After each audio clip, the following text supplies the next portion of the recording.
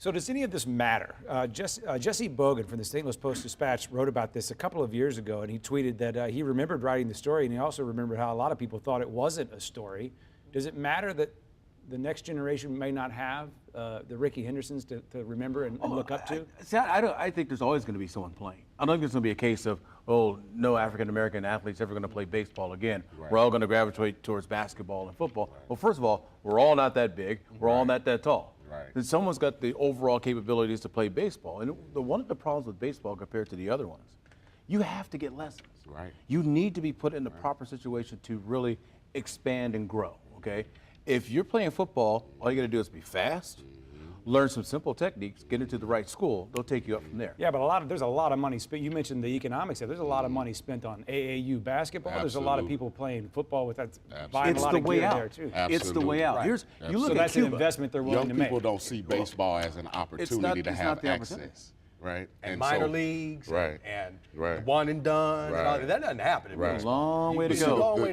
The importance for an organization like Matthews-Dickey is to be that surrogate to help develop young players, right, who may not have the financial capabilities to get the one-on-one hitting coaches and the batting coaches and the fielding coaches. See, baseball was a flagship sport for Matthews-Dickey organization. The organization was founded on baseball. We call them the first 30, the Knights and the Arabs, right? And so, you know, our organization is pivotal, you know, in training and developing players with no bias, right? And, you know, you go to some other organizations, you'll never pitch if you're an African-American player. You know, the beautiful thing about Matthews-Dickey is that all kids will learn all 9 positions. And so, you know, it's very pivotal for us to use our resources, like Rennie was mentioning, is to develop players. You just can't go out on the baseball diamond and be able to compete with those kids who are in select baseball, playing fall league baseball, playing all year round, and thinking you're just going to play for 3 months and be able to compete. Right. I first coached a guy named Mr. Brexler, and he was a fundamental guy. He taught me how to play shortstop, infield, because I was pretty good from playing in the backyard. I was 10 the first time I put a uniform on, played in the game. I remember he just taught me everything, and I said, like, man, that 2 years I played, that's what you need. You need somebody to say, like, first of all, you know how to play baseball. Right.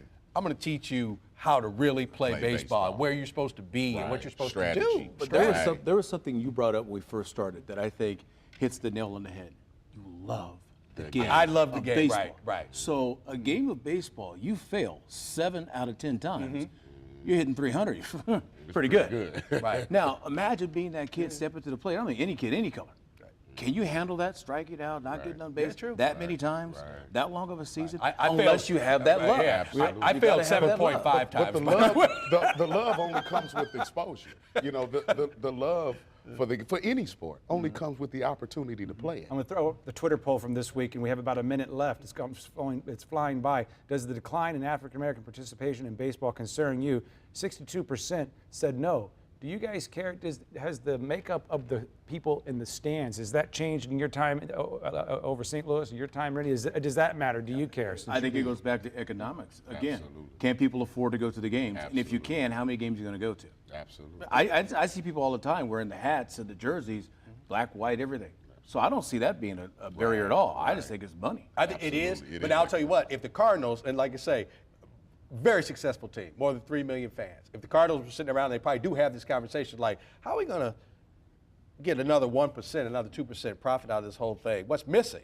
They all sit around and said, like, there's black people missing. That's what's missing. Now, how do we get black people to come to the ball game? Okay? One would be more black players. That's just the reality of it. That 62% that doesn't care, polls like that, they're mad at Ferguson, or they're mad at this, or they're mad at that. It isn't even about the baseball aspect there. And real quick, can I throw this in? We have 10 seconds. All right, the Cardinals, when Jackie Robinson came into the league, the Cardinals had enough players that they were going to boycott. And the commissioner told them, you boycott when this guy comes to town, and you're not playing baseball again. And then Stan Musial got some credit for kind of standing up for as well. Right, exactly. All right, we want to tell you the documentary premieres on Monday, also on Sunday, a 40-minute sneak peek at Ballpark Village at 6 p.m. Thanks for watching.